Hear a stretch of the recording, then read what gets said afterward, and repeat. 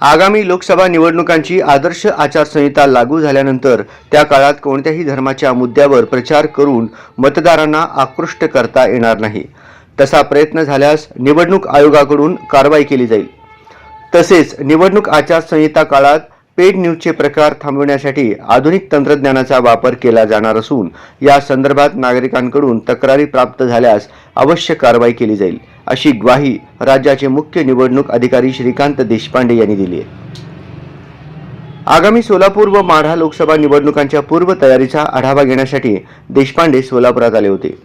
त्यावेळी एका पत्रकार परिषदेत बोलताना त्यांनी आदर्श आचारसंहितेचा अंमल सुरू होण्यापूर्वी मतदारांवर प्रभाव पाडणाऱ्या काही गोष्टी घडत असतील तर त्यावर कारवाई करता येणार नाही, असेही त्यांनी स्पष्ट केले। निवडणूक आदर्श आचारसंहिता राबविताना त्या अनुषंगाने कायदेशीर बाबींकडे दुर्लक्ष करता येणार नाही।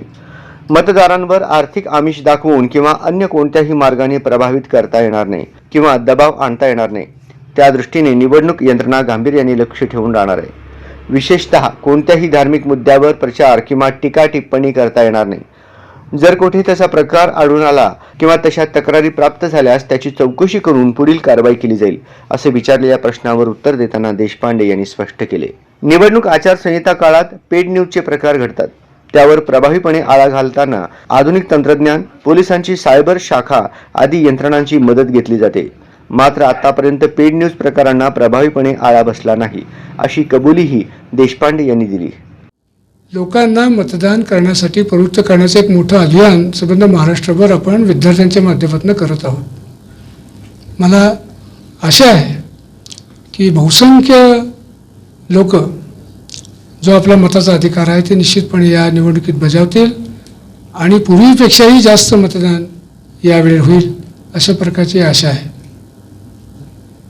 यावेळी नवीन उपक्रम निवडणूक आयोगाने केलेला आहे, म्हणजे होम वोटिंगचा।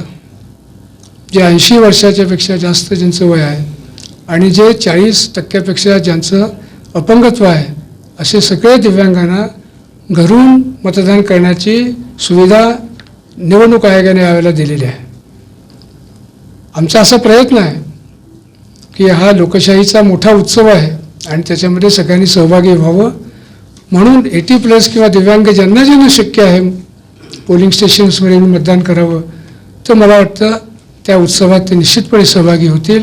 त्यांनी मोठ्या प्रमाणात सहभागी व्हावं, परंतु काही कारणामुळे जर त्यांना ते शक्य नसेल तर त्यांना त्यांचं मत देण्याचा अधिकार जाऊ नये, म्हणून त्यांच्या घरी जाऊन आपण त्यांना होम वोटिंगची सुविधा पोस्टल बॅलेटच्या माध्यमातून देणार आहोत।